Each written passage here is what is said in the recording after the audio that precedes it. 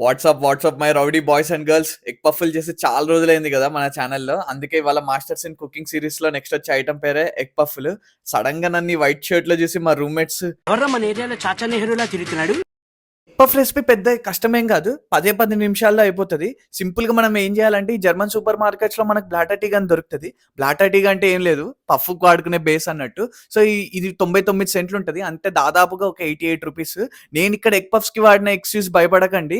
ఈ గుడ్లు పెట్టిన కోడి బహుశా డైటింగ్ చేస్తుందేమో. అందుకే ఈ గుడ్లు కొంచెం సన్నగా ఉన్నాయి. అండ్ దాంతో పాటు మనం అయితే కర్రీ బేస్ ప్రిపేర్ చేసుకోవాలి. మీలో ఎంతమంది ఆనియన్‌ని కన్‌ఫ్యూజ్ అయితారు కోసేటప్పుడు? అదే భయ్యా నేనైతే స్టార్టింగ్‌లో కట్ చేసిన తర్వాత దాని మీద లేయర్స్ ఉంటది కదా! ఓకే. ఈ లేయర్ మంచిది కాదు, ఈ లేయర్ మంచిది కాదు అని ఒక్కొక్క లేయర్ తీసేసి మొత్తం ఆనియన్నే లాస్ట్‌కి మెల్లమెల్లగా నేర్చుకున్నాను. తర్వాత మనం పఫ్‌లని ఇంకా 200 డిగ్రీస్‌లో ఓవెన్‌లో అయితే పెట్టాలి. పెట్టి తీసిన తర్వాత గుమగుమలాడిపోయే పఫ్‌లు రెడీ. జర్మనీ గురించే కాదు వంటల వార్పుల గురించి కూడా తెలుసుకుందాం. ఛానెల్ అయితే ఫాలో అయిపోండి.